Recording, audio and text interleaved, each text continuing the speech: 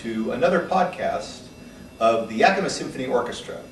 My name is Jeff Snedeker. I play principal horn with the orchestra, and this is our music director, Golan. We're here to talk about an upcoming concert of the Yakima Symphony. Saturday, May 21st, 2011, the orchestra will present the Verdi Requiem. Now, this is a very interesting work. It's one that everybody seems to know. I mean, it's played all the time. It's hard to have a season go by without somebody within 2 hours playing it. It's played by all levels of orchestra. I've seen student groups play it. Obviously, the great orchestras of the world play it on a regular basis. It's a real crowd pleaser. I wonder sometimes if the fact that it's Verdi, he's an opera composer, and whether that is what its popularity is about. What do you think about that? Well, I think so. There are some composers that you can't go wrong with. I mean, if there's something by Beethoven, people are going to want to come hear it. And same thing with Verdi, especially opera lovers, because Verdi was one of the greatest opera composers of all time. He wrote Rigoletto and Traviata and all the Falstaff. So many of the great operas in the repertoire were written by Verdi. And in fact, this piece was programmed because of that. Many of our listeners may know that for several years we've had an opera, a concert version of an opera throughout the season. This year we're not having that, but the Verdi Requiem is replacing that. And by the way, we are going back to opera next year, and in fact we'll have a stage production for the first time ever in Yakima.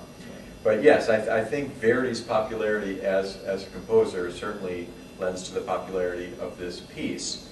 Well, he composed this on a break, basically. I mean, he had written a number of operas, gone through a couple of sort of evolutionary steps in his own writing, and then decided right around 1870 or so to sort of take a break.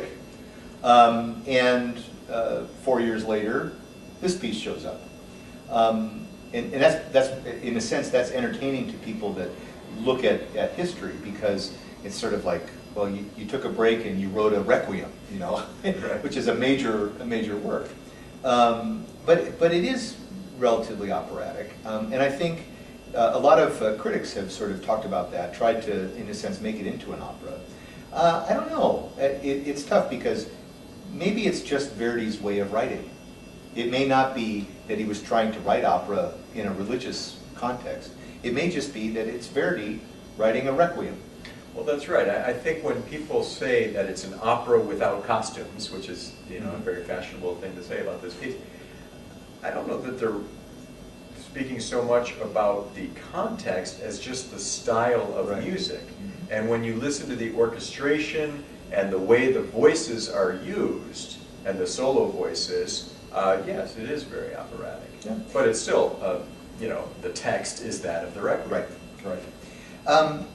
It's entertaining to note that our performance of this Requiem is on May 21st, and the premiere of this happened on May 22nd in 1874. Was that on purpose, or did you know I that? wish I could say yes on that much, but you well, anyway, it was That was not on premiered. purpose. It was premiered in Milan, and it was actually intended to mark the first anniversary of the death of an Italian poet and novelist that Verdi was friends with, Alexander Manzoni. And sometimes it's called the Manzoni Requiem, but most of the time it's called the Verdi Requiem, for obvious reasons. Although it's interesting that the piece itself has a little bit of a history before it got to that point even, right? That's right. He actually wrote one movement when Rossini died several years earlier, and the idea of all the Italian composers was that they were going to all get together and write one movement of a Requiem for Rossini. Now Verdi did his part, but the others, in somewhat typical Italian fashion, didn't get it done on time. Yeah, who knows? So it never materialized. But then, when Manzoni died, Verdi decided to write the rest of the movements himself and complete his own Requiem. Right. By the way, I thought it was very entertaining to note that the premiere of the original work, Verdi blamed the conductor, that he just couldn't get it together. But Everybody blames the conductor. Well, that's true. I do.